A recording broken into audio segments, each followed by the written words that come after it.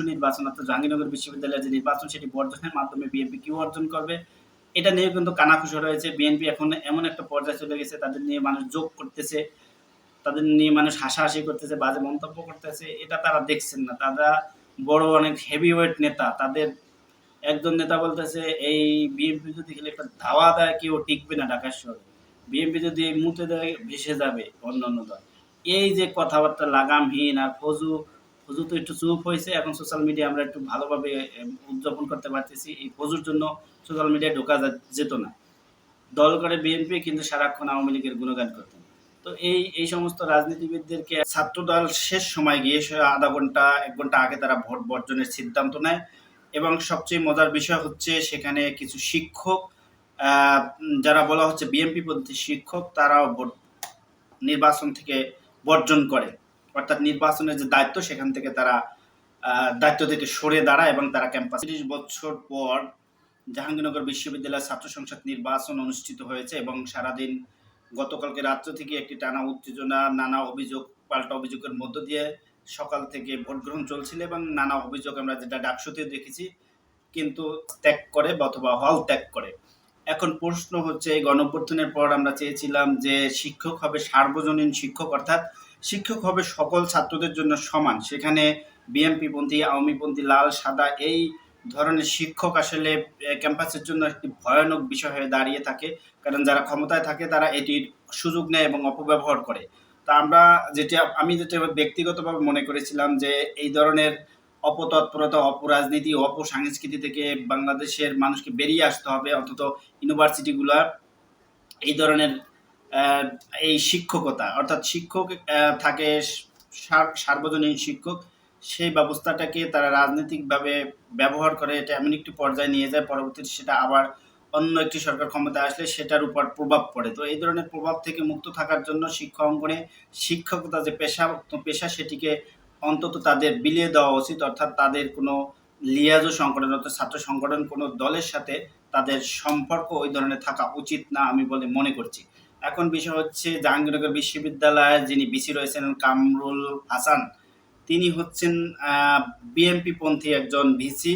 সে আগে জাতীয়তাবাদের শিক্ষক ফোরামের সাধারণ সম্পাদক ছিলেন। এখন প্রশ্ন হলো একজন ভিসি জাতীয়তাবাদী শিক্ষক ফোরামের সাধারণ সম্পাদক ছিলেন, তিনি নির্বাচন অ্যারেঞ্জ করেছেন, তার অধীনে নির্বাচন কমিশন সমস্ত কিছু থাকার পরেও সেখানে অনিয়মের যে অভিযোগগুলো আনা হয়েছে এটা আসলে কতটুকু সত্য এবং কতটুকু গ্রহণযোগ্য মানুষ গ্রহণ করবে সেটা নিয়ে কিন্তু প্রশ্ন থেকে যায়। একজন ভিসি যেখানে জাতীয়বাদী ফোরামের, অর্থাৎ তাহলে তিনি কি লিয়াজু করেছেন অথবা তিনি কোনো কারোর সাথে নেগোসিয়েশন করেছেন কিনা সেটা নিয়ে কিন্তু আলোচনা হতে পারে। এবং এই ভোট বর্জন এটা হয়তো আগে থেকে গতকালকে রাত্রে থেকে যে উত্তেজনা তার মধ্যে আমরা সকাল থেকে যখন ছাত্রদলের সব ভিপি প্রার্থী তিনি যখন সংবাদ সম্মেলন করেছিলেন, অর্থাৎ তিনি একটি কাগজ লিখে এনেছিলেন, আগে থেকেই তাদের এটা রেডি ছিল এবং তিনি একটি সংবাদ সম্মেলন করেছেন। সেখানে যাকে প্রার্থী দেওয়া হয়েছিল আমার কাছে ব্যক্তিগত মনে হলো যে তিনি আসলে ওই স্লিপটা মানে এই স্ক্রিপ্টটা হয়েছিল গেল জুলাই অভ্যুত্থানে আমরা যেটি নাহিদ ইসলামকে ডিবি কার্যালয়ে নিয়ে যেভাবে একটি স্লিপ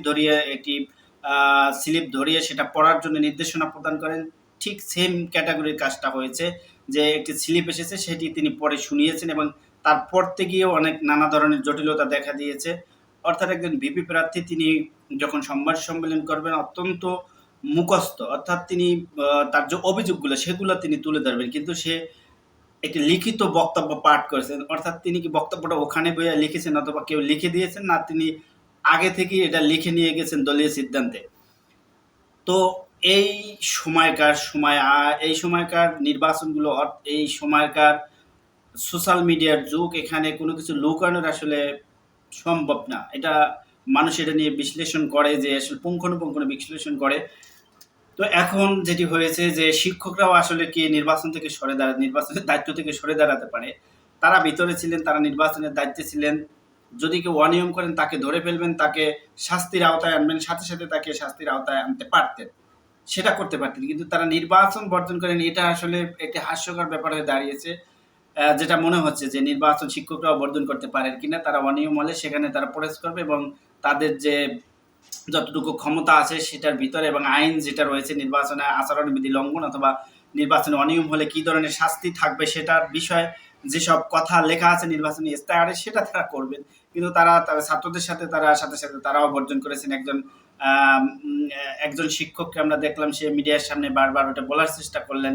আম এই এই যে একটি কর্মকাণ্ড নির্বাচন বর্জন, এটা আসলে কি মেসেজ দেয়? অর্থাৎ সেখানে ছাত্রদলের ভিপি যিনি ভিতরে ঢুকতে চেয়েছিলেন, মেয়েদের হলে ঢুকে গিয়েছেন, আরেকটা হলে ছেলেদের হলে ঢুকতে গিয়ে সেখানে বাধার মুখে পড়েছেন, ভুয়া স্লোগান হয়েছে। আসলে জনপ্রিয় যে জিনিসটা মানে ছাত্রদলের যে জনপ্রিয়তা, অর্থাৎ আদৌ যে ছাত্রদল সেটা থেকে ছাত্রদলকে বেরিয়ে আসতে হবে।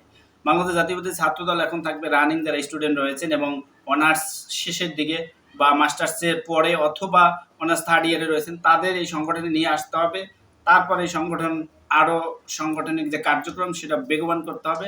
কারণ তারা যেটি দাবি করেছেন যে গত ১৫ বছর তারা ক্যাম্পাসে ছিলেন না, কিন্তু গত ১ বছর কিন্তু সবার জন্য উন্মুক্ত ছিল, কেউ কিন্তু বাধা প্রদান করেনি। অর্থাৎ ছাত্রদলের জন্য খুবই একটি প্লাস পয়েন্ট ছিল, কিন্তু তারা ছাত্র বান্ধব কোনো কাজই করেনি।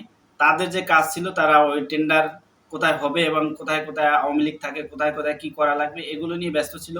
এবং ছাত্র সংগঠনগুলো তাদের যে কমিটি দেওয়া লাগবে, একটি স্ট্রং কমিটি কাকে দিলে ভালো হবে, কে দলের জন্য কাজ করেছে এবং রানিং স্টুডেন্ট আছে কিনা, কিন্তু তারা ছাত্রের বাইরে, অর্থাৎ ছাত্র দলে যে এখন রয়েছেন 98% হচ্ছে ছাত্র, তারা কোন ইউনিভার্সিটি কলেজে পড়ে সেটাই তারা বলতে পারবেন না, এমন একটি পর্যায়ে গেছেন। তারা ছাত্রত্ব তাদের মানে কোন আমলে তাদের ছাত্রত্ব শেষ হয়েছে, অর্থাৎ অনেকের মাস্টার্সের জীবনও শেষ হয়ে গেছে 10 বছর 12 বছর, তারাও এখন ছাত্র দলে প্রতিনিধিত্ব করে। তো এখানে একটি বড় কিন্তু চ্যালেঞ্জ বা বড় ধরনের বাধা আমার কাছে মনে হচ্ছে যে ছাত্রদলকে মানে বলিয়ান অর্থাৎ জিএনজি নেতৃত্বে নিয়ে আসতে হবে।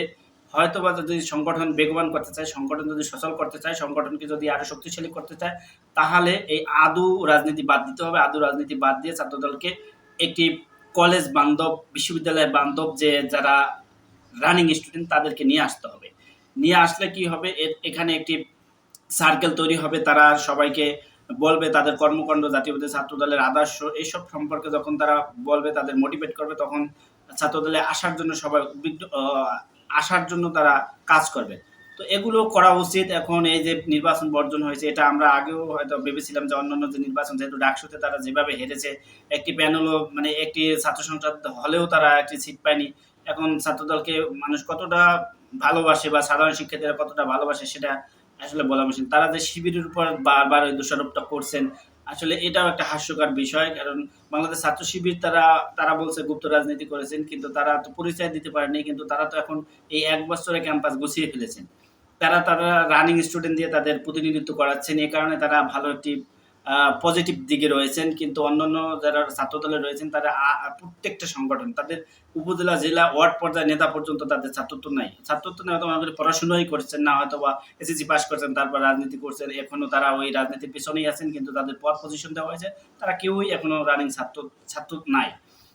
তো এগুলো বিবেচনা করে রাজনৈতিক আরো পরিশুদ্ধ যে রাজনীতি সেটি করতে হবে। আরেকটি বিষয় হচ্ছে পরিবারতান্ত্রিক রাজনীতি, অর্থাৎ বাবা এমপি ছিল, ছেলে সারা জীবন বিদেশে পড়াশোনা করেছেন, দেশে এসে বাবার হাল ধরেছেন। এই যে নূতন রাজনীতিবিদ তৈরি করার না করার কারণে যে একটা সংকট তৈরি হতে যাচ্ছে, অর্থাৎ নেতা তৈরির একটি সুযোগ থাকতে হবে। এখানে যারা আসেন সবাইকেই সেই সুযোগটা দেওয়া উচিত।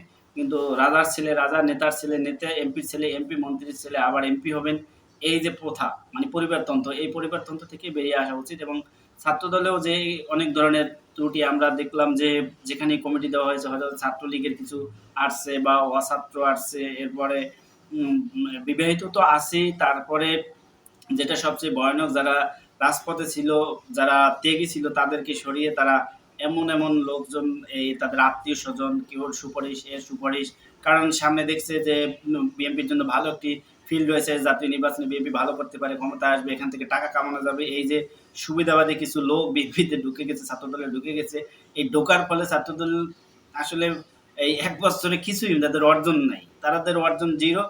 মাঝখানে যেটা হয়েছে সেটা হচ্ছে যে যারা ত্যাগী ছিল, মাঠে ছিল, তারা আসলে নিবৃত্ত হয়ে গেছে। তারা তাদের কর্মকাণ্ড থেকে তারা একবার নিজেকে গুটিয়ে ফেলেছে।